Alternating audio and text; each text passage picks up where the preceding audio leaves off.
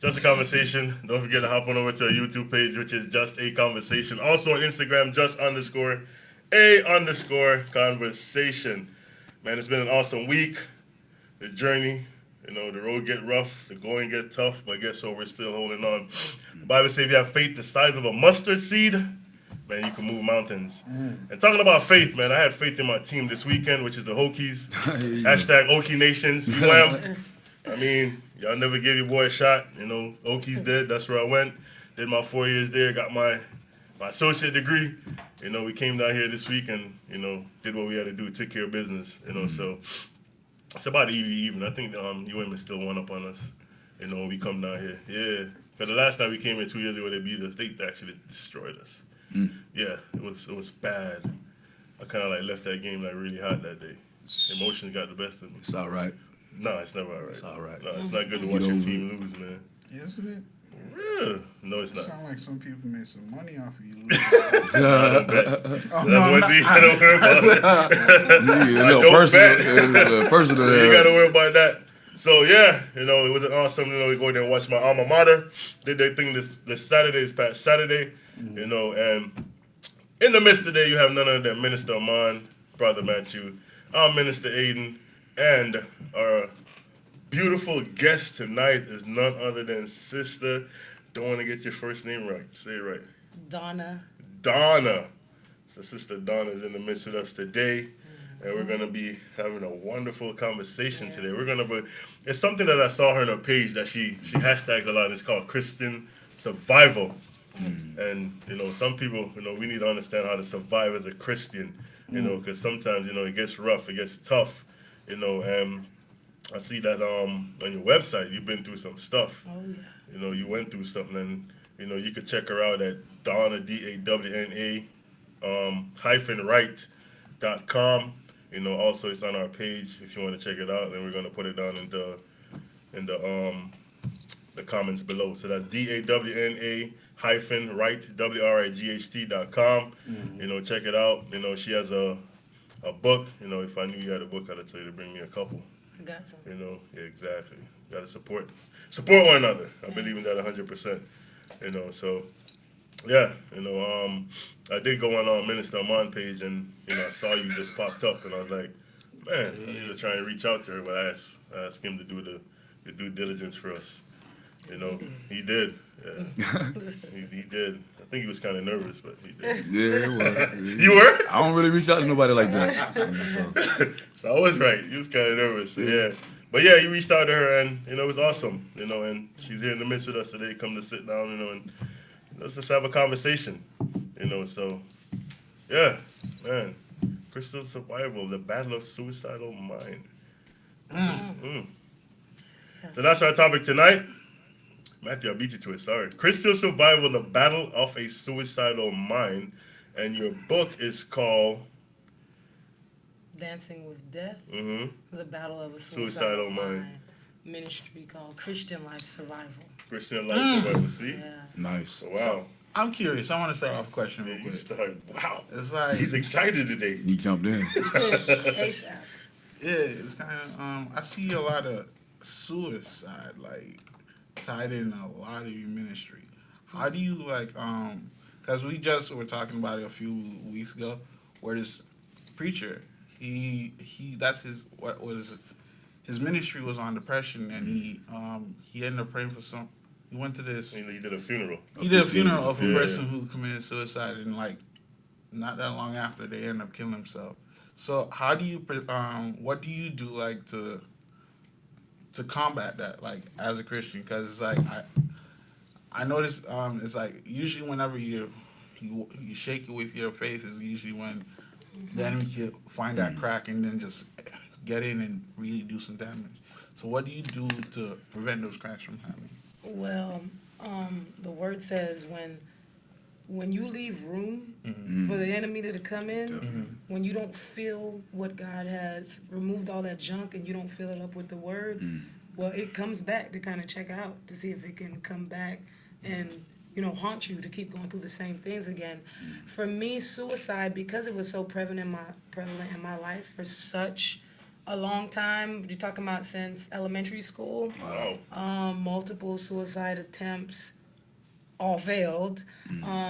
Being locked up in mental hospital for threatening to kill myself, being removed from school. I went through so much with suicide.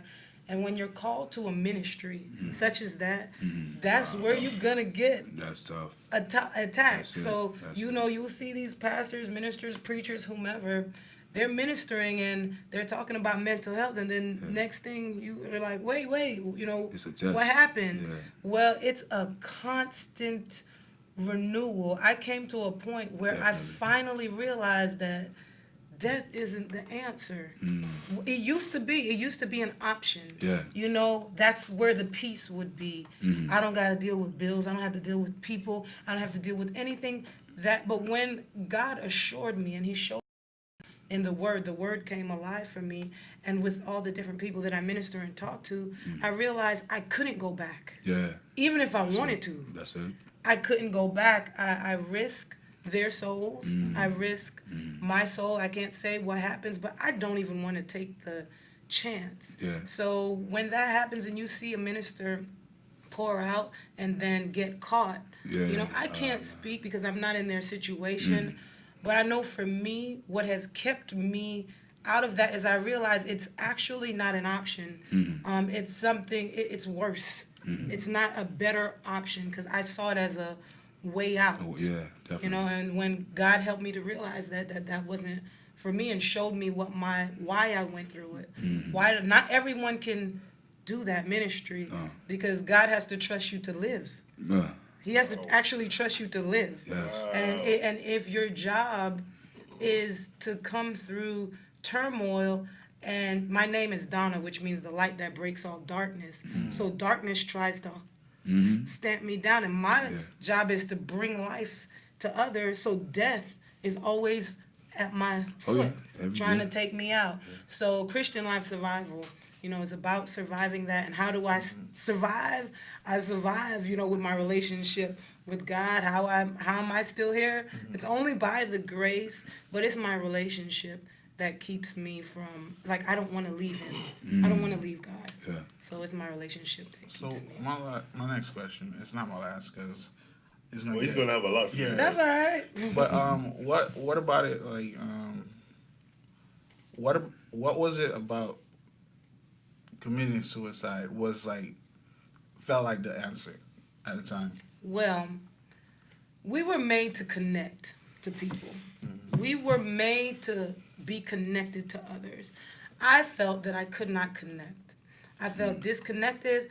I felt like I never had a best friend. I never had intimacy with somebody, a closeness that I longed for that lacked in my upbringing. I was just isolated. And I felt, and I was also angry. So I was isolated, angry, mad at the church, because I went through so much in the church, with my family. It was always those close to me. And so I felt that killing myself, or at least saying I was going to kill myself, would be payback to them. So it's not that I wanted to die. Wow. I wanted them to hurt. Wow. So I felt like the best way to hurt them is to kill myself. It just made sense to me. How can I make them know that they didn't love me enough? That they didn't ask me how I was doing enough? That they didn't do their job? Well, what better than suicide? Now you have to listen. So you couldn't hear me when I was alive and speaking, but you'll hear me in my death. So that's, for me, that's what was always in my head. They're gonna hear me louder, because I never felt I was heard. They're gonna hear me louder in death than if I was alive. So I didn't always necessarily want to die. I just wanted to connect to somebody. And I wanted a love, really, that no human could give me.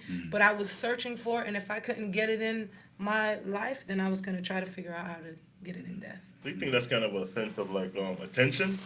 A mix. Yeah. So it can be, I know for me, there were different points depending on what stage I was in, where it was just like, hear me. Oh, if I say that I'm gonna kill myself, it will fill the need I have. It was about the need I had at the time. If the need was for connect, and I felt that saying that would make them draw them in, then I would do that. But you do that enough, and it will come to pass. Yeah. So now forget the attention. Now you are Something else. speaking a thing, Right. and you have situations happening, and it's hovering over you. Yeah, And definitely. now forget the attention. Now you're actually like, Something real. I don't have a way out. Wait, maybe death isn't that bad. At first, it might have been for attention. It might have been a cry for help, Yeah. a real cry for help. Because you have people who use it to barter Yeah. different things. But now my words have given it life. Yeah. So Yeah.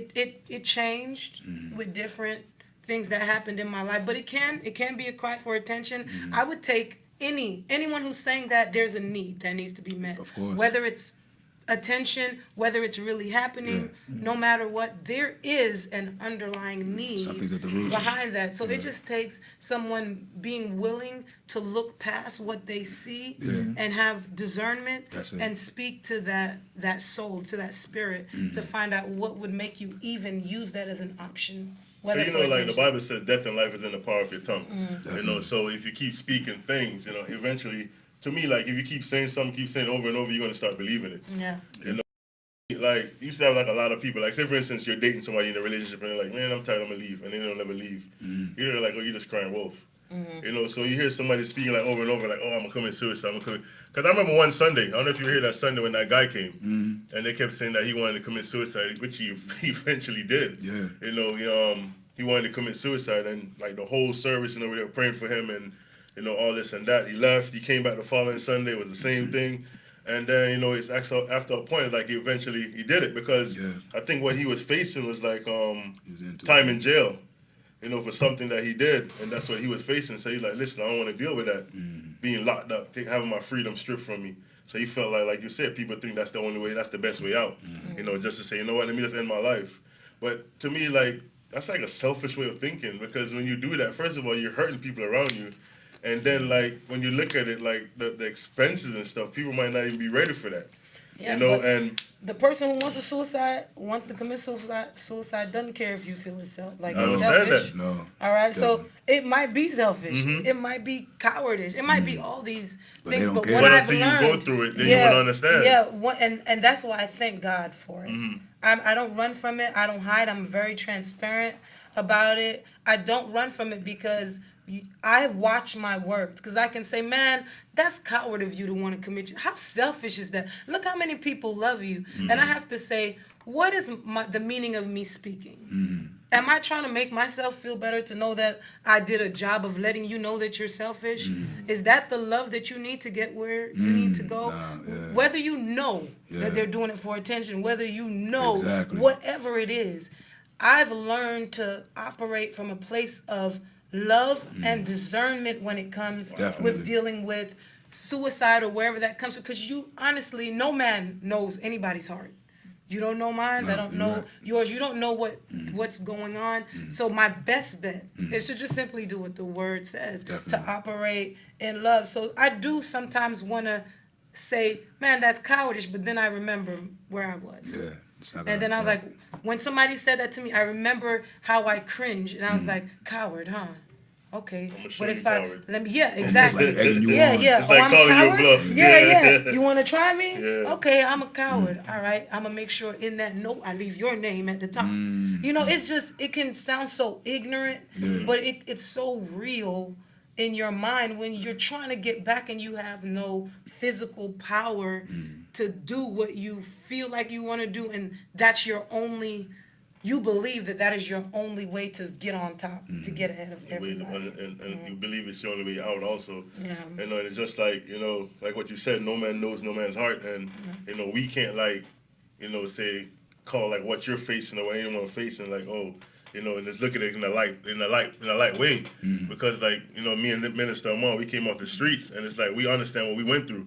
We understand what it feel like to hear bullets fly past us, you know, when you're running or you're sitting behind a car or something, you know. So until you can understand that life, or until you can walk in shoes in that life, don't, you know, trying to like talk down to it and make it seem like it's not real. Because suicide is a real thing. Yeah. Of course. It's a big spirit, you know, and a lot of people feel like listen, that's the only way out.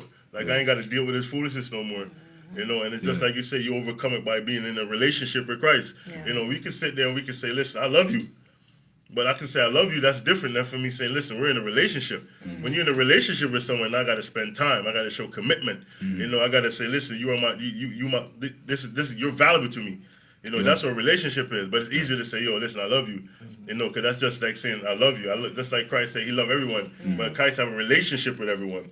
But it's up for, like what you said, it's up for us to find, you know, that relationship with him. Definitely. And like what you said, what your name means, that means you understand what your purpose is. Yes, Yeah. I do. You know, so you can speak to, you know, folks on like, listen, like, no, you don't have to take that. That's not the only way out. You know, there's the other route. You know, try this, try Jesus.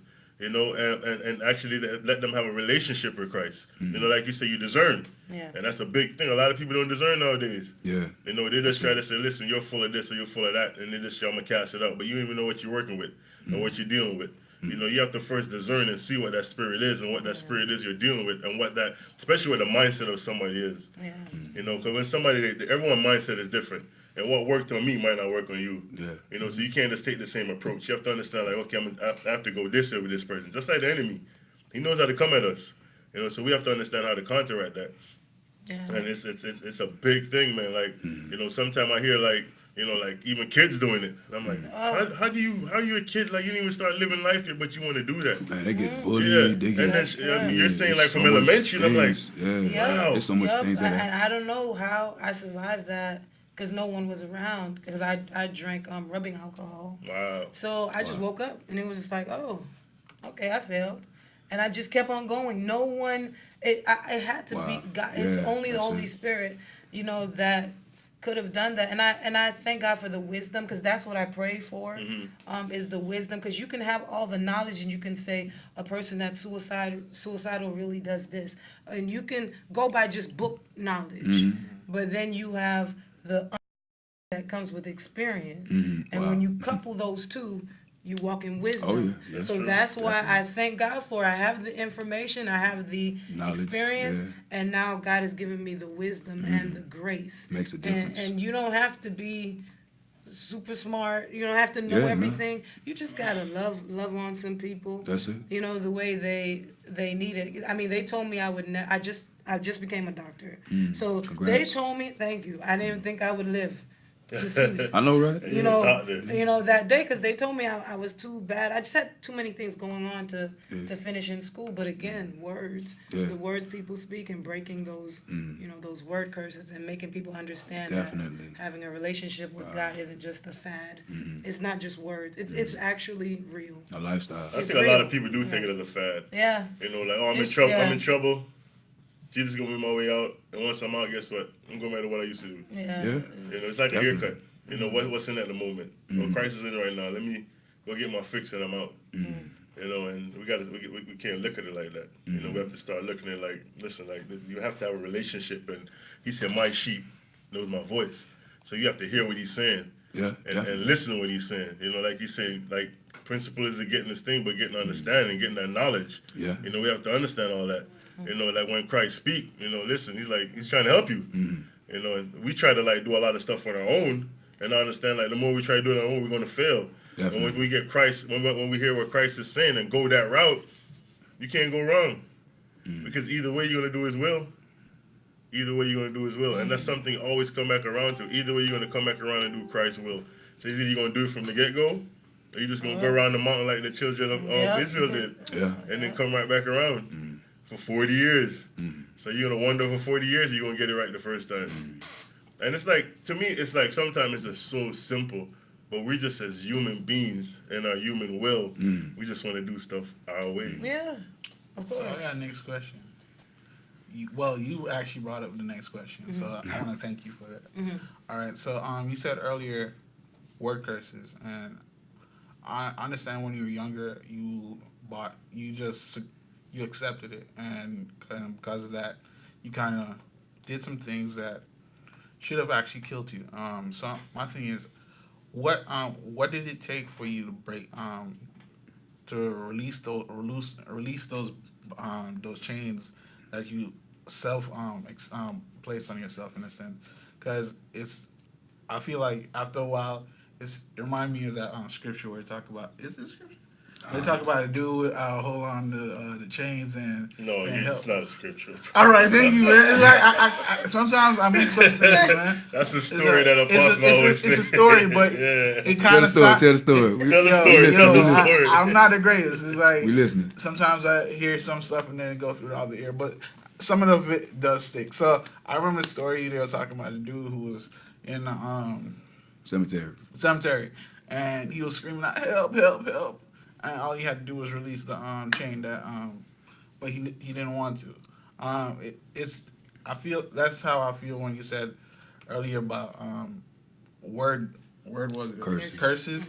It feels like, because I noticed myself when I was younger. Actually, when I remember a lot of people talking about, oh yeah, they talk all these negative things, and I didn't accept it. I overcame it. But sometimes it's when you're young and you're very susceptible to what your peers and people who are above you are saying, it really can. It's like you actually accept it. So it's like, what caused you to like break away from those chains, those self-imposed chains that you put on yourself? Well, from the self-imposed ones, because there were different ones. You had the ones that people put on Other you, people. and then for the self-imposed, I was the stubborn learner, so I didn't get it from the confirmation through someone saying it. I didn't get it through the dreams, because I do dream a lot. And as a kid, I was very close with God, and He talked to me through dreams. So none of that was working. So I unfortunately had to learn through circumstances. Eventually, from a kid all the way up, I just could not get it. I couldn't get it.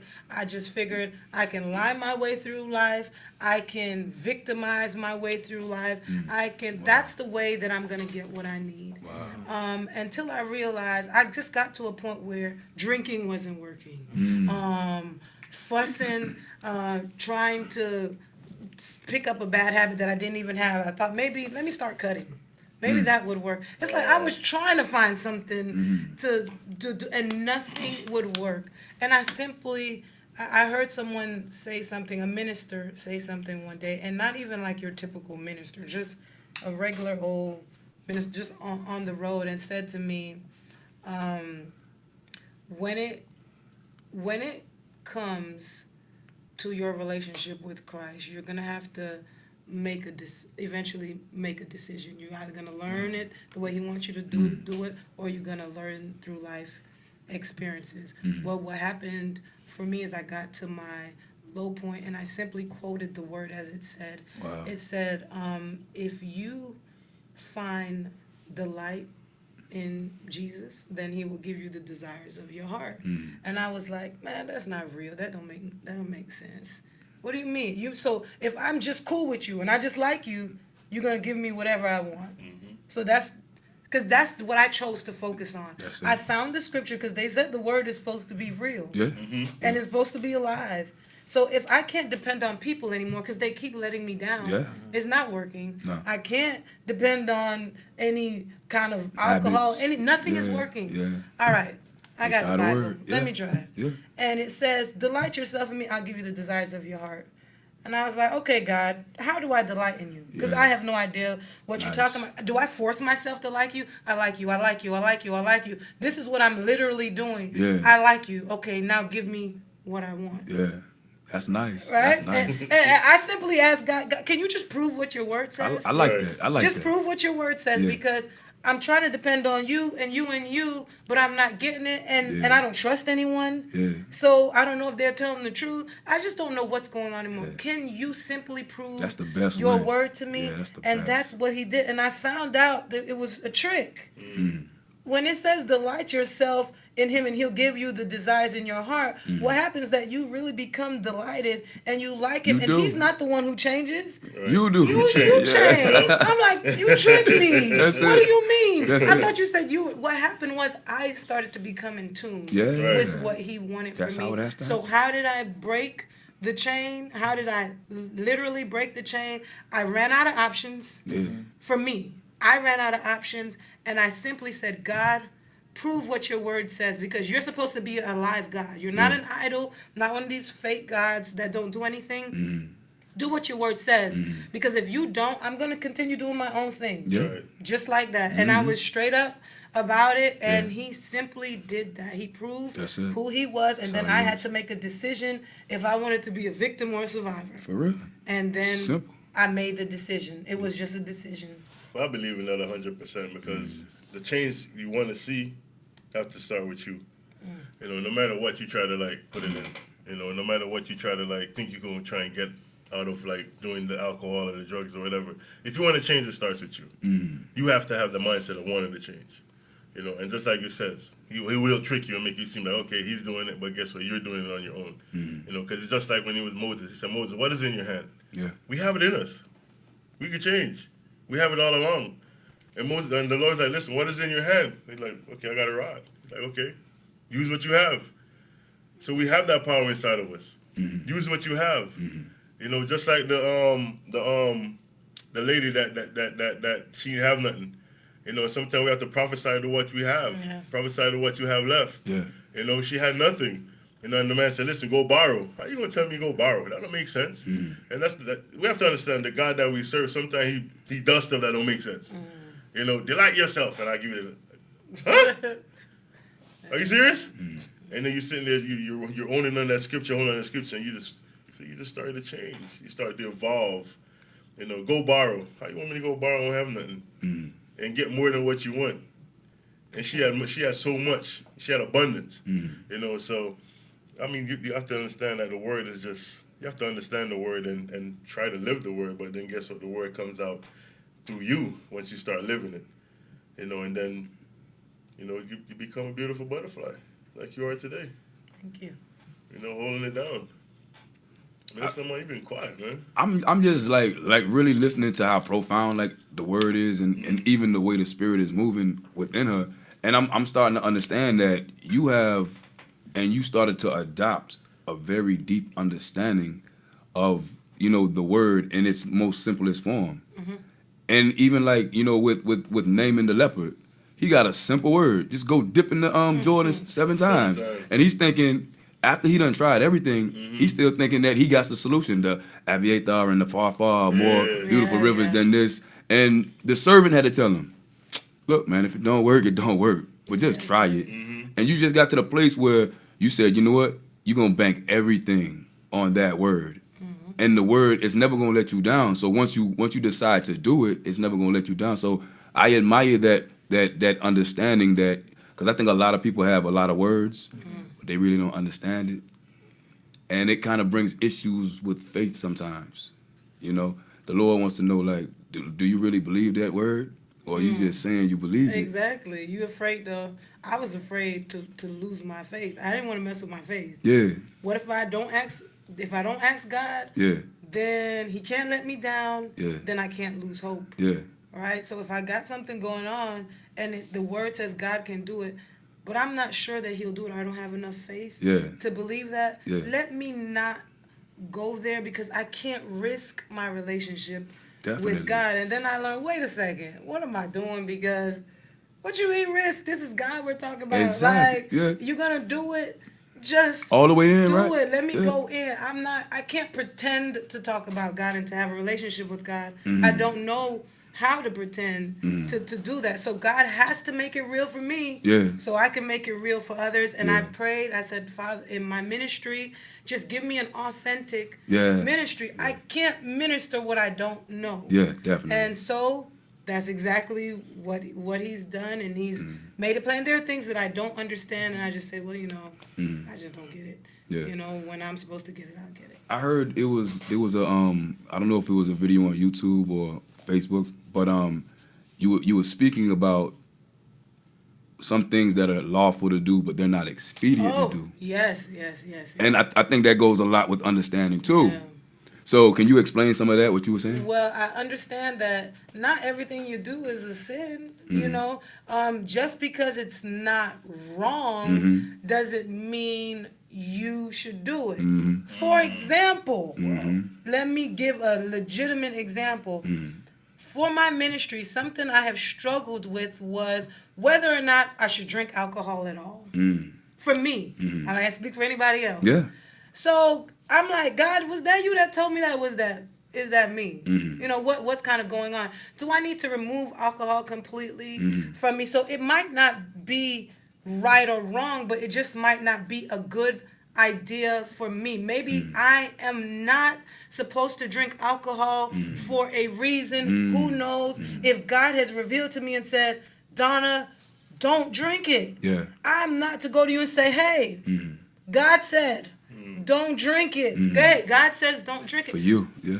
What is for me Yeah. is for me. And That's it it. doesn't mean that if I can't, if he says no to me, then it's like, it's wrong. That's it. Whatever. No, it just means that it's not expedient. Yes, exactly. It might interfere with some part of your life. Now, that's just one example Yeah. I use, and that's a very real example. understand, yeah. Because I'm like, sometimes I just want to, Yeah. go to TGIF. Yeah, not get drunk, you but know, yeah, no, take I'm a not sip. talking about Yeah, drunk. Nothing yeah, I like understand. That. Yeah. Get or whatever, and Mhm. and I hear like God, like, no. Can't, yeah. No, yeah, yeah. What happens when somebody comes to you this way and it's time for you to minister and you're a little bit buzzed? Mhm. I'm like, Yeah. God, the word's still there. Yeah. Holy Spirit, bring it up. And God looking Yeah. at me like, who are you talking to? Are you talking to me or are you pretending, Yeah. to That's do real. it? So things like that. Is it expedient? Mhm. It might not be right or wrong. Mhm. I'm not going to hell for it. Now, I'm not going to be condemned for it. But is it a good idea for me to do it? Yeah, definitely. And I think we do have to measure and weigh that,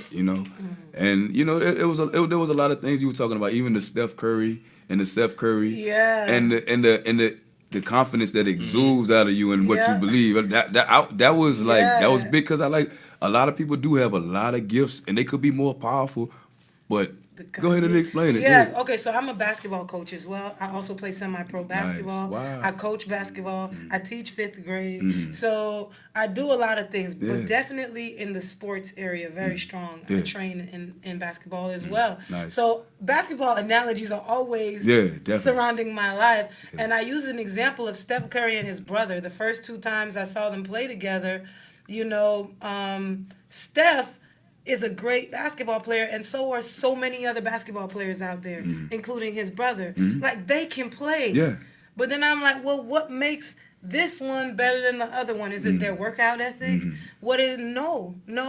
It is their confidence, their belief that they can do what they are called to do. Steph is known for shooting that ball. Yeah. He will jack that ball From up from half half court, court, yeah. and whether miss or make, he knows that the people know that he can shoot. Yeah. Will Steph brother do something like that? He probably not. he probably is good at it. Yeah. But his confidence Confidence, yeah. and his belief Yeah. about that might not be as strong as That's his so true. brother. So I believe that it plays, and I just transfer it over to your personal life. definitely. I'm called, might be a great singer and called to speak the word, and you to preach it and to run your own shows and do all these things. But what makes you different from the other guy doing the same thing? What Confidence. is That's it? it. That's it. Relationship, belief, confidence. It lets you can completely not be good at It it was and like operate. it was like Puff Daddy Mhm. when he was like, "Listen, like I'll be the one going in the jungle and walking out with a fur coat, Chinchilla. yeah, with Yeah. chinchilla, because I'm Yeah. gonna go in there and tell the bear like, listen, okay, I want that coat, Yeah. I'm gonna get that coat, you know." And he said you gotta have that aggression, Yeah. and then just like Greg Lloyd as a football player, he'd be like, "Listen, you know the difference between me and you? You want to hit the person, I want to run through them." Yeah. So you have to have that mentality. You have to Yeah. have that confidence. And somebody said we got to talk. They love basketball. I guess they're trying to shoot a 1-on-1. That's Brother Keenan. So Every day. yeah, it's just like even like LeBron James. Like what makes him who he is, bro? It's not his name. It's his work ethic, bro. Yeah. This guy, like, when I was reading up, like, I never really read up about him, and I was reading up about him one day, just like by some articles I saw. I got more deep into reading about him. He spends so much money on his body. Like, he goes in these chambers. He does, like, that's why you hardly see him have any injury. Get injured, yeah. Yeah, he It's spends so important. much money. He invests in his body. Yeah. And a lot of people don't invest in what they have. No. They listen, oh, I'm good. I'm 6'10", I could block, I could shoot. I'm gonna do go it. out and hang the night. I'm gonna smoke my cigar, drink my Or party. $9,000 cognac, and I'm gonna go show up and play next week, and I'm good. Well, he's just the opposite. And that does make a difference. You're having the confidence Big and difference. investing in what your talent is. Yeah. It can power you over somebody who has greater gifting than you. just to have that confidence in the But small thing. The thing I don't like about, like, the thing that I struggle with in the church is that when you have that confidence and you reach out and launch out, the same people that you think will be lifting you up and trying to help you go higher, the same ones that's like, nah, you're going too high, brother. Come back down. Come back down. You know? I seen somebody post on Facebook, a frog was trying to climb up to the highest point of a tree, and all the other frogs was like, don't do it, you're not going to make it. But the frog was deaf, and he thought everybody was encouraging him. And he made it. Yeah, so I mean, sometimes that's how that encouragement goes a long way, but sometimes you do have to be deaf to the people that the naysayers that say you're not going to be able to make it. Every day. Yeah. That's so true, because Yeah. I'm not churchy. Yeah. That's a term that I learned from I like to say that too. church people. Yeah. I'm not a churchy person. I don't know all the lingo. I've tried to learn the two-step. I'm just not good at it.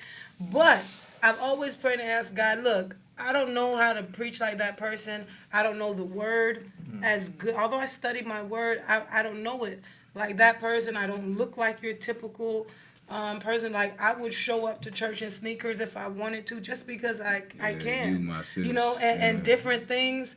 But I always say, you know, I don't have it, which lets me know I can't depend on myself when I do anything, whether I sing, whether I'm speaking, because I literally do not have enough gifting to do it. I only have the experience and the raw experience and the raw knowledge. That's it. So I prayed and asked, you know, God to just help me, because I've had people say, you look like you're doing a bit too much, right. and they'll throw words at me like, oh. Yeah, man. Wasn't you just gay 5 years ago? That's something I went through. I was in a homosexual lifestyle during college, and you know, people would throw different things at me and say, "You're not good enough to do that. You can't lead a Bible study. You can't do this. You were just suicidal 4 years ago. Who do you think you are?" And then you begin to say, "Man, yeah, that is true." And you start believing that. Yeah, I am. Like, I was just suicidal, you know, like, how, what? They might be right. I'm not qualified. And then I talked to God, and God was like, yeah, you're not qualified, but man, that's why I chose you. Exactly. That's why I love you. That's why I chose you, because you don't look, you don't do it. I want you to still go, and as long as he rolling with me, and I'm rolling with him, that's all that matters. Then I'm it's I'm like you good. become deaf to everything. Just like a frog. It's like the same testimony I always have. Like, I used to struggle, like, with my past, you know, what I did and what I've been through. And when I used to, like, sit there and I'd be like, man, they'd be like, yo, give a word. I'm like, nah, I can't preach to these people, man. I used to destroy people. You know, that was like, I just had so much anger in me. And you know, the Lord is like, listen, go read up about Paul. Saul that turned into Paul. And I started to, like, really do some research on him. And it's like, if I could call him, what makes you any different? He said, I chose you. These people ain't chose you. So you just go out there and do what I ask you to do. That's it. You know, and I just started to develop that confidence. Like, okay, man, these people in these Bibles. Because, you know, when you just start reading the Bible, you kind of stay at Genesis. You You don't want to pass Genesis, and you're like, in the beginning God created. You're like, all right, that's awesome, man. My God created this world. Chapter 1, I've been stuck in it for years now. And go to chapter 2, man. So the Lord, and then I reached out to my apostle. I'm like, man, listen, man, the Lord keeps telling me to go read up about Paul, and I'm like, I don't get it. And he's like, go do it. And I'm like, okay. I just started doing, like, some serious, deep research about this man. Like, this man saw death when he was a kid. And he understood, like, okay, that's what life is. You know, these men over here stoning Stephen, and he's holding their coats. And he's like, okay, I love that. And it just got attached to him. That's why I said Sunday, when I said garbage in, it stays in. It ain't garbage in, garbage out. No, it stays inside of us. You know, and then you never went to a class about not speaking to one another. You never did a class on hate. You never did a class on malice. How did we develop all that? We saw it. And it came in our system, and we gravitated, and we grabbed onto it, and we kept onto it, and we held on to it. We don't let it go. So that's why when somebody do something, you be like, man, I ain't talking to that person, man. Where did you learn that? They didn't teach you that in school. So that's all stuff that we learned just by being human beings. We're born and shaped in it. Born and shaped in sin. born. That's what the Bible says. We're taught it, yeah, definitely. So it's like trust me, I went through the same thing. I used to I said lack confidence, man. I mean, for the first, I want to say 4 years of this ministry, I was literally in the sound room. Never came out. Always behind the scenes. I'll be honest with you, I was the first one at church. Make sure the lights were on, the AC was on, everything was up and going. You lack confidence? But then, say that again? You lack confidence? I did. Even when you wanted to start this show, I was like, I don't want no part of it. Yeah, but I mean, over a while, you start to develop that confidence because then you start to understand what God is calling you to be. And you just got to walk in that lifestyle, walk in the limelight that He wants you to be. Once He starts shining that light on you, rejection's going to come, problems going to come. Yep. So you just got to know how to deal with it. May I ask you this? Is surviving, is it running for your life? Or is it basically surviving like maybe you be stuck in nature and start to learn how to, build weapons out of tree branches, or you start to learn how to make traps and you start to learn how to like fight back almost like, guerrilla warfare. What is surviving for you? Surviving is a mix of all those. Sometimes I gotta run. Yeah. Wow. I mean, sometimes I gotta take off completely. Sometimes I make do with what I have. Sometimes I already have what I need. I just need to apply it. So survival is just a culmination of everything. Wow. God has. I've been able to right? use things that are not even within me. Yeah. To be able to do what I need to Yeah, do. He makes the provision. He'll send, whatever. Definitely But does. survival for me has been a mix. Sometimes I run. Sometimes I pray. Sometimes I just sit still. You gotta know what to do when to do it. Yeah. Sometimes You're I right. just sit still and keep my spirit calm and at peace. Sometimes I'm proactive. Sometimes I'm reactive. Yeah. So it just depends on what's going on. I just make sure the very first thing I do, before I make any decision, before I feel my feelings get in the way, is seek God out. That's one thing that I was hearing when you were speaking about even like the giftings that you have, whether you get a rhema word or a logo word or any kind of prophetic word or dream, you always check your emotions That's and right. make sure they're not in it. That's And right. yeah, and I think that's a powerful thing. That's what like even David did, when, he had got into positions where he had to put on the ephod, he had to check his emotions and say, and he say, I'm going to get an answer. And sometimes, where he had pursued, the Lord say, don't pursue this time. Stay back in the mulberry, and I'll go move for you. And I think that's very important that you do say things like that. Yeah, because, sometimes God will open your eyes and your ears to see. And see things and hear things, and then you could probably feel a little, big in the chest a little bit, like I know it, and I could say something to you, and I could shut you down completely. Yeah. Or maybe I can just do whatever God tells me to do with it. Do I use my revelation to get my own way, or manipulate my way kind of through it, or do I just simply, do what He says? And God taught me the hard way. Just because you know it, if I know a thing and you put my emotions and I'm like, and that's why, boom, and you use it that wrong way and you see what can happen, you'll learn that everything has its right time. When you speak, when you don't speak. And what I realized too is when you let the Lord take control, it's so much easier that way. You don't have to bust no sweat. You don't have to try and fight and try to put things in pieces. You don't have to fight with the puzzle pieces. It just simply just lays down on its own. And then you just step back and you be like, you won't have a Jonah moment. You look like, wow.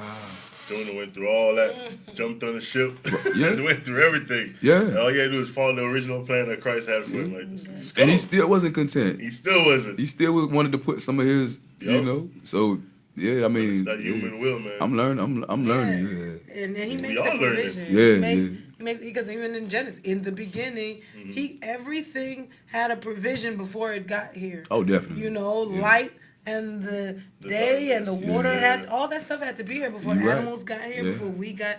So I believe that applies to my life. I'm not in any situation that He has not made the provision. He already for gave the grace. Yep. If He told me to do it. Hey, if something comes with it, guess what? God told me to do it. So whatever's coming with it, that's a beautiful thing. He'll deal with it Himself. That's why I stay stress free. Yeah. And so if He tell me to do it, I have nothing to worry. And I have naysayers, and of course. people who come at me, and I'm just like, well, God, did I? And sometimes it's so hard. I'm like, well, God, did I do it wrong, or was I wrong? You do question it. Yeah, I'm like, maybe I've I been there. did something off because this right here is not godly. This is not of God. Yeah. Maybe something is wrong with me. Maybe I am a bad person. Yeah. You know, whatever. And I always, go back to him. It's get good to reassured. question that, because like I always tell myself, like, you got that one that was like, ever since I was little I followed the commandments, I fasted often, and then you got that one that's like, man, I'm just a sinner. I'm just a sinner. Like, help me out. Like and when I find myself in that place, man, I don't know, Lord, you know better than me. I'm just a sinner, and He gonna be like, you know what? You was the one that was, I knew you was in the fire. I knew you was in that brand. I'm gonna take you out that fire just because you getting accused. I'm gonna clean you off, put on some new garments on you, give you a mitre, and then nobody can say nothing to you. And I'd be like, thank you, Lord, just for putting myself in the dirt. Did all that. So, I believe that has a lot to do with, your faith. That has a lot to do with your confidence, and just like you say, in God. And no one can sit there and tell you anything once God, He puts that on you. Yeah. You confident. I got a question. You already know I'm always gonna have a question. So, I like how you brought your entourage. This is gonna lead my question. So I remember, because I'm still gonna hit at it pass because you brought it up. So I'm gonna hit at it. So, because I know myself and I know a few of our members here, we all had issues with letting people in. So it's like, because I understand that when you did try, they end up hurting you and causing you to turn to certain vices and so forth.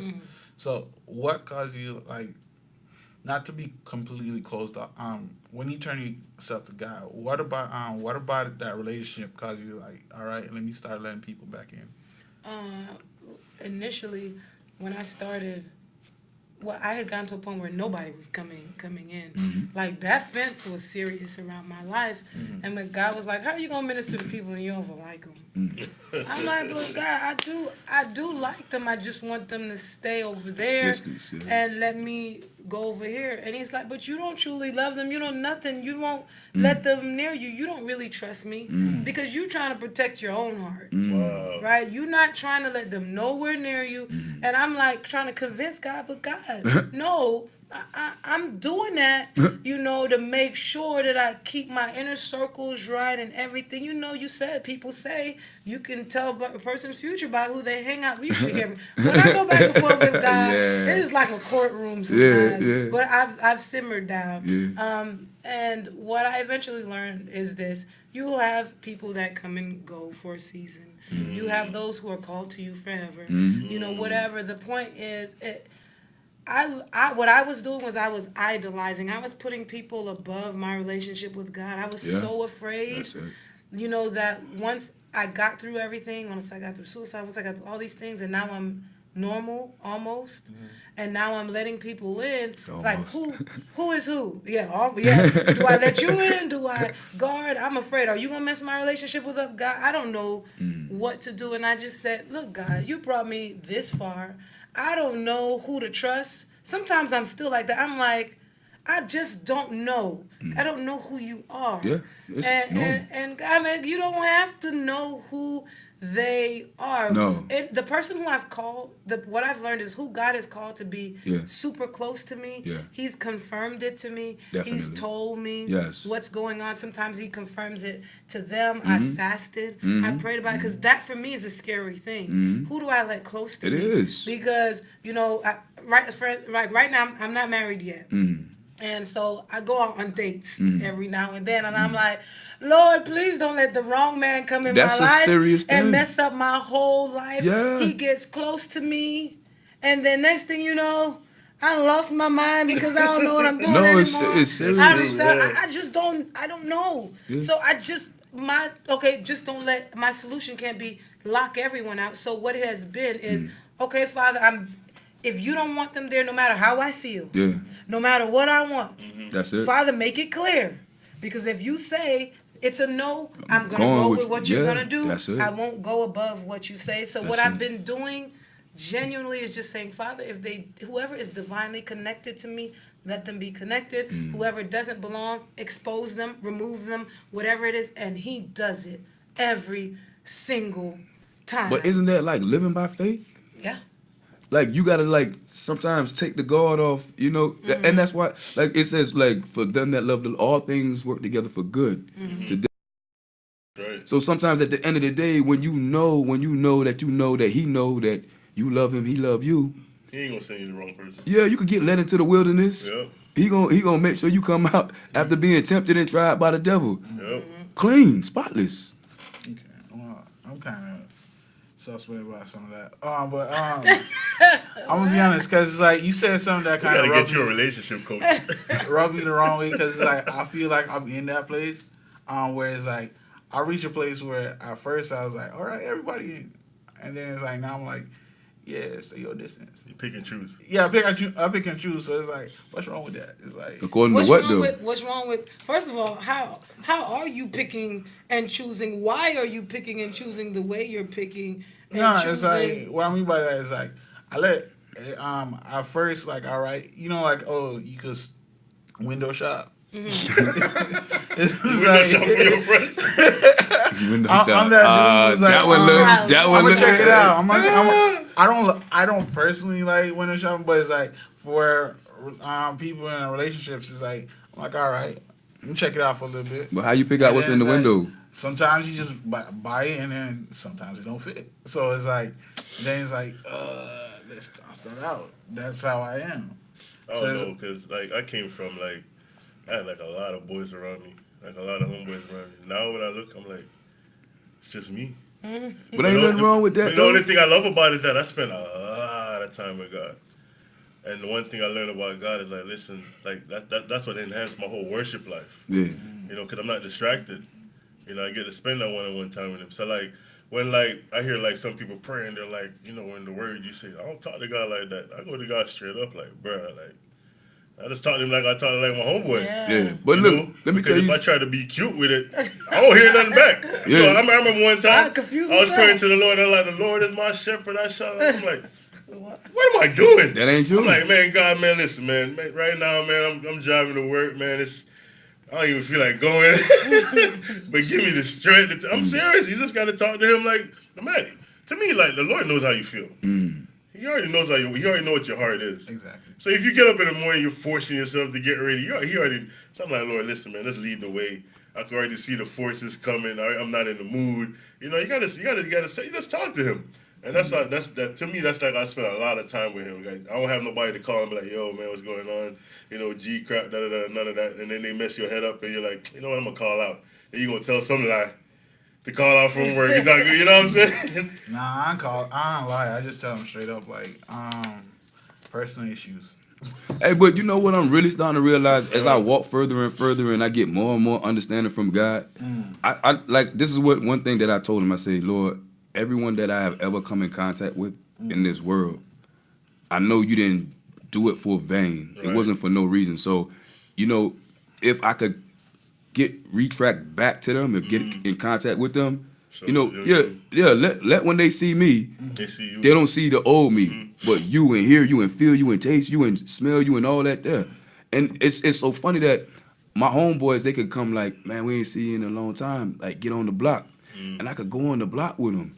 And I'm the same way. I mess with them. I'll be like, man, look, man, next time you come back home, you know what I'm saying? Call me, let me know so you could check in, so I could clear these streets out for you. Because if you don't call and check in, don't bother coming back here. And I talk to them just like that, and everybody be laughing and fun, having a good time. And they'll see me like eating grapes when everybody doing their thing, and they like, what you eating? What you eating? Grapes. Grapes. Yeah. Everybody drinking alcohol. Eating grapes. You want some brown? You want some white? Nope. They know my favorite drinks. And they'll be like, nah, I'm straight. I'm eating grapes. I'm good. I'm full right now. And they looking at me like, man, you changed. It's just like what you were saying earlier. That's what I'm saying. Oh, okay. That's the whole point I'm trying to make. That's facts, because even like recently I got transferred to a new store, and I've been there like 2 weeks now, and like people just like, they come to me like, I don't even need to ask you what we need to do. I can already see what we need to do. And I'm like, wow. And I'm like, wow, this ain't nothing but Jesus right there, ain't nothing but God right there. That's like I come in this point like, yo, wait, I got it. Bro, I didn't even finish my statement. I know exactly what you're gonna say. Yeah. And they don't know me. This is just my second week there. Yeah. And they already know exactly what I want. Yeah. And I'm like looking at it like, wow, you know what I mean? Like That's God, That's bro. they just see that difference. Yeah. Even like the meat manager, he came up to me and he's talking to me, he's like, yeah, I can't mess with you. I mess with everybody else. I said, yeah, you're right. Yeah. I said, you definitely right. I said, you can't. Yeah. I said, you can't. I said, don't do it neither. Don't step out of line. I'm just giving you a fair warning. Yeah. We have to walk with that presence, man. Let people know that we're different. That's it. And we don't succumb to what their foolishness. And I think like what you said, it exudes out of you. Like Yep. even when like King Solomon, when Queen Sheba came, and she was looking like, man, your servants, they so well clothed. Man, the food on your table is so excellent. Man, this and that. And she asking him all sort of questions, and he answering everything and telling her more than what she even was imagining to ask. And just the ascent that he took, it was just so mind blowing that, you know, people when they see that, man, how you get up there so quick? They look at you like, where you came from? And they look at where they at, and you just say, zzz. And it's just an on thing that's like when, you know, I can remember when God says when he gives you his favor, Yeah. you get favor with everybody, Yeah, every everybody, man. yeah. It doesn't matter. Yeah, so it's a beautiful thing to see that exuding out of you from where you And came I from. love it when you say, listen, he set us apart for a reason. We have to understand that aloneness sometimes is good. But you spend more time in his presence, you spend more time with him. And we need that one-on-one time with him. Because sometimes we have too much chatter in our head. You know, as believers, you need that one-on-one time where you can just hear what the Lord is saying. He said, he who has a ear, let them hear. You know, so we're so busy listening to other people and, you know, looking at social media to see what's going on, and we're just getting all this stuff in our system. Yeah. And we're not spending more time with him. That's why a lot of people are like, man, people don't fast and pray like they used to. Yeah, because when people wake up now, the first thing they grab for is their phone. Man, what I miss on Facebook last night, or what I miss on this, instead of waking up and say, Lord, I give you thanks for opening my eyes. You know, the first thing they hit on is their phone. Before they, you know, I remember one time, somebody had called me and I woke up and I answered my phone. I go, hello? And when I realized I answered the phone, I hung up. And then they called me back and I didn't answer. And then they called back again. I said, what's up? They go, you hung up on me? I said, yeah. He's like, why? I said, how dare I say good morning to you before I even tell my father, thank you for waking me up. Oh, wow. So I had to hang up and do my due reverence first. You know? Yeah. Before I even put my feet on the ground, I got to say thank you, Jesus. Yeah, I don't know what I'm about to step into. exactly. You know, so we have to be covered at all times. Definitely. You know, so we have to be aware of everything that surrounds us and aware of who we are. Yeah. You know, we're set apart for a reason. Yeah. I respect you. Man, I respect you. 'Cause let me tell you something, that road that you're traveling, it's a rough road. It And with God, all things are possible. Yeah. You know, It is. like you said, everybody's ministry is different. You know, that means even like you said, what your name means. You know, and you're called for that ministry. You know, I respect that. You know, you're actually walking into it and doing it. You know, so keep it up. Definitely. You know, keep trucking. You know, you say, listen. He said we ain't gonna get hurt or wounded. But guess what? We're gonna be all right, man. At the end of it, you're going to fire, but you're gonna smell like smoke coming out. I know. Use them as stepping stools. You know, I realize that if everything is too still, I'm like, something is wrong. Right, something's coming. Yeah. Yeah, but I realize when, you know, why would the adversary fight me if I'm not headed in the right way? So I've just changed how I view my challenges, my situations. I almost take them as badge of honor when somebody Definitely. says something to try to tear me down. I'm like, oh, okay, I see, you know. So I just learned to change how I receive it and how I respond to Definitely. it. Because I'm glad you mentioned that. There was something that you mentioned when the enemy tries to trap you or trick you. And you mentioned that you take it and explain what you do with it, like how you flip the script or you shift, you know, when he's trying to catch you in the area of weakness. Well, that happens a few times where the enemy feels like he can truly set me up. Yeah. And I know I'm not beyond anything. I've learned not to boast because I got to a point where I was so close to God. I'm like, man, nothing can come near me. Nothing. And I learned quickly not to do that. You know, but when he sets a trap for me, most of the times I can see it coming. Yeah. And then I have to make a decision. And I have to say, am I going to go with it. Yeah. Deal with God later. Or I'll deal with it later. Let me please my flesh now. Whatever. Yeah. I do what I'm gonna do now. Deal with it later. Do I get to a point where I've gotten to a point where I realize that the now decision affects my now ministry, my future ministry, everything. Yeah. There is no running from it. So I've just resist the enemy. He has to flee. I used to say that like 1,000 times in a row. Resist. I resist you. You have to flee.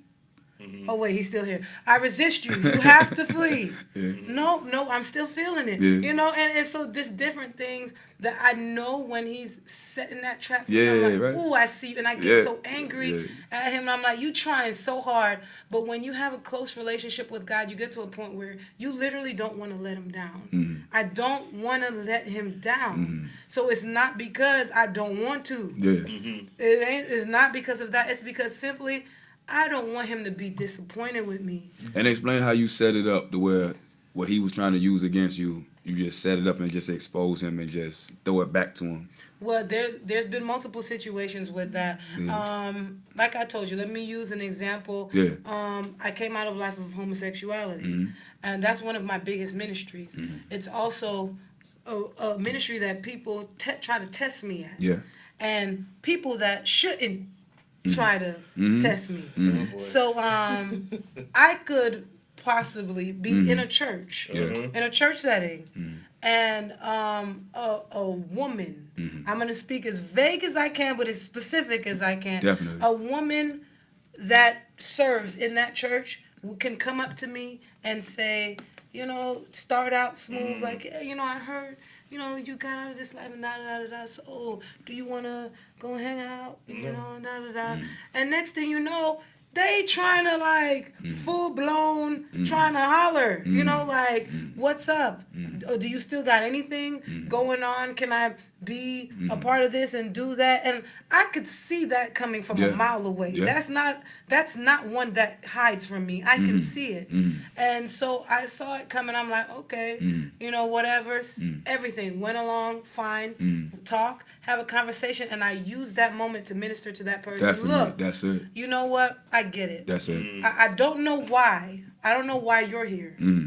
I remember when I was backslidden and why I did it. I don't know why you're there, but let me tell you something. Whatever it is you're feeling, whatever is bringing you to this point, you got to ask yourself, do you really want to go back to that lifestyle? Do you want to live a hidden lifestyle like that? What if it wasn't me? What if it wasn't me that you tried? And I tried to use that against you and expose you? What if it stayed a secret, just like how you wanted it to stay a secret, but it's messing with your soul's salvation? Why are you here? Why are you doing it? What is it? Why do you want to? Why do you even want to fall? There. So I'm not gonna sugarcoat it. And I've learned, because I used to not want people to be upset with me.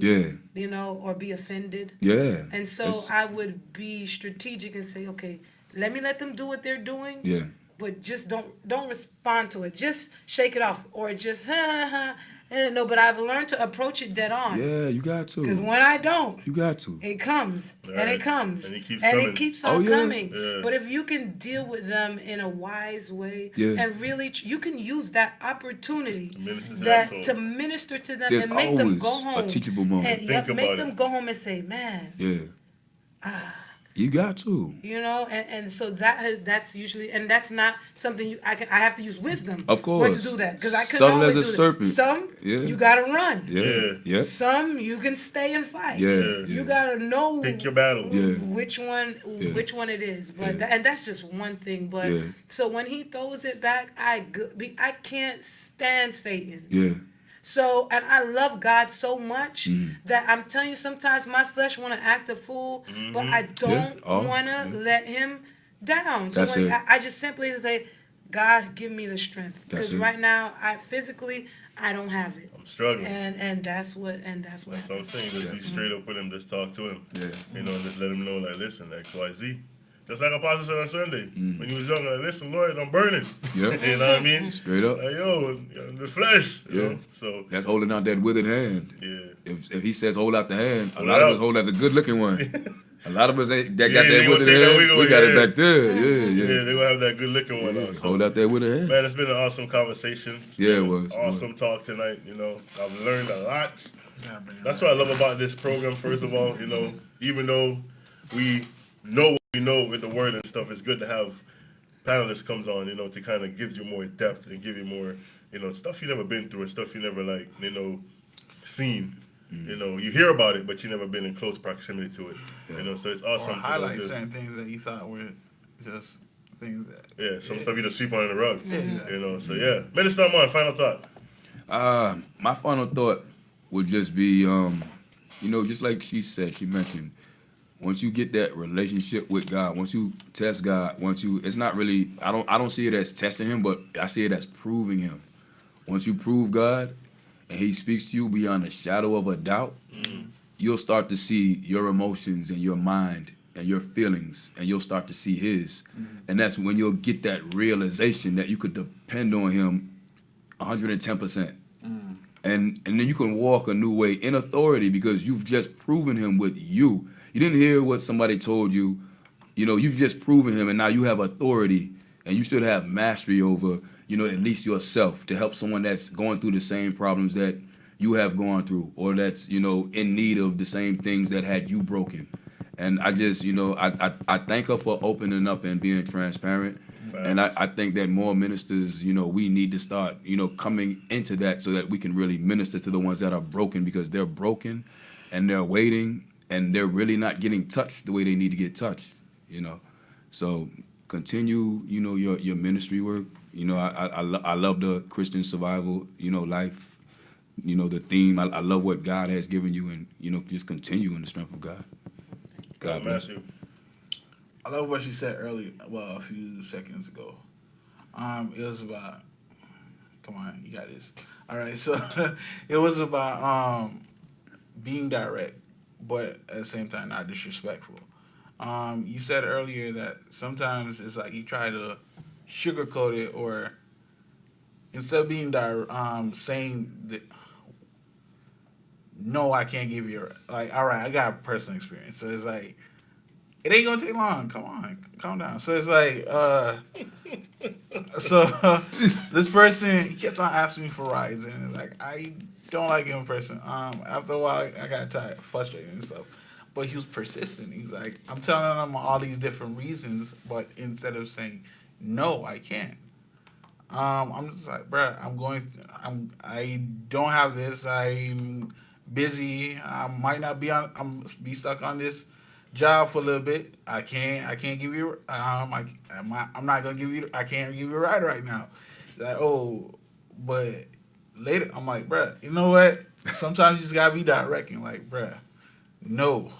And it's like, just like she was saying earlier, sometimes instead of sugarcoating or not saying certain things, sometimes it's just, yes, it's gonna hurt, but you just gotta be direct. And that's how we have to walk in Christendom. Yes, the word is gonna hurt, but sometimes you want to sugarcoat it so you can bring. But sometimes that person they don't accept, or they can't understand sugarcoating. They can only accept what is real. So it's like, just give them what is real, and everything else will work out. Yes, they might stay with you. Other times they will go, but be direct. Okay. Be direct. Sister Donna. We live in a sinful, uncertain world, but I've learned that we serve a certain God. So even when you're unsure, when you don't know what's going on, maybe you do know what's going on, it just doesn't have to be about surviving the Christian life, surviving life. God has more in store for you than just surviving. Definitely. You were called to do more than survive. Yes. You were called, you have a purpose. He wants you to walk in that purpose. There's people waiting on you. There's people waiting on you. Right? There's people waiting on you. And they need you, and I've learned that, and it's helped fueled me. Somebody needs what God has placed in me. Yes. God has given us all gifts for us to walk in. So despite of what you see, I've learned that what I see is temporary. It's what I don't see that I know is real. That's it. So I've learned not to depend on, and I believe we should all learn not to don't depend on what your senses That's it. are telling you. Just do what is factual. And I only know one thing that's factual, and that's the word. When everything else fails, when my friendship fails, when ministry fails, when I'm confused, lost, the only thing that I 100% know 100% of the time is real is the word. And that's what I've leaned on in this difficult, challenging life where you see all this stuff going on, is knowing that I serve a just God. And Romans 8:28, it applies to my situation, and it can apply to your situation for those who are called and who love him. Wow. So there you go. We all have something inside of us that someone needs. Yeah. You know, and it's just like when Brother Cornelius was on there and he said, listen, the reason why he don't go back is because you want to disappoint God. Yeah, I You remember. know, he always says that. He said it like over and over. It's like Yeah. something he repeats. Yeah. You know, like I don't want to break his heart. You know, Yeah. I don't want Not to for hurt him. me. Yeah. You know, and you know, it reminded me of the song that Hillsong sing when it says, "Heal my heart." You know, and make it clean. Open up my eyes to the things unseen. Show me how to love like you have loved me. So we have to love people like Christ loves us. Oh, yeah. You know, no matter what. You know, but one thing I don't like agree with 100% is the spirit of offend thing. Sometimes I think you do have to offend people for them to understand where you're coming from. You know, because some people just like, you talk to them all sweet and nice. You know, the Bible does say that, listen, a soft answer. You know, so you have to understand the soft answer, but do it with love. But sometimes people are going to be offended because of the word. The Bible says the word cuts and divides. Yeah. So if it's going to cut you, you're going to be offended. You're going to be hurt. Yeah. You know, so to me, I believe sometimes, like Paul didn't sugarcoat it. He let you know what time it is. You know, and that's when he was dealing with all these different churches. He let them know what time it is. You know, and sometimes I just believe that you just got to tell that people no. Just like Brother Matthew said, no. Like, no, I'm not doing it. You know, but yeah, when the opportunity opens for you to minister to a soul, always use the opportunity. You know, and you know, know how and when and what to say, or the Spirit of the Lord is saying at that moment. So it's been awesome. It's been real. You know, appreciate you coming out. You know, don't forget you can go to her website, which is DAWA-right. That's it, right? DAWNA. DAWNA-right.com. You know, and she has an awesome voice, man. This girl can sing. You know, so don't let her cuteness fool you. She's a warrior. You know, just like with Islanders say, I am a warrior, a Christian warrior with my weapon in my right hand. She has the weapon and she's ready, and she's fighting. You know, and you know, support. You know, lift her up. You know, and all the naysayers and the people that want to tear her down, keep doing it. You're just gonna push her up stronger and make her keep going. You know, a lot of us is tired of it. We're over it. We're done with it. You know, so the more you say about us negativity-wise, the more we use it as a stepping stool to step and keep on going. My enemy, my God versus my enemies. Right, Ruthann? That's it. So my God is bigger than my enemies. So it's been awesome. It's been real. It's been, man, awesome topic. Man, I learned so much tonight. I'm just like, my brain is just like, wow. You know, so, yeah, it's been awesome. It's been real. It's been just a conversation where we say hashtag talk about it. Talk about it.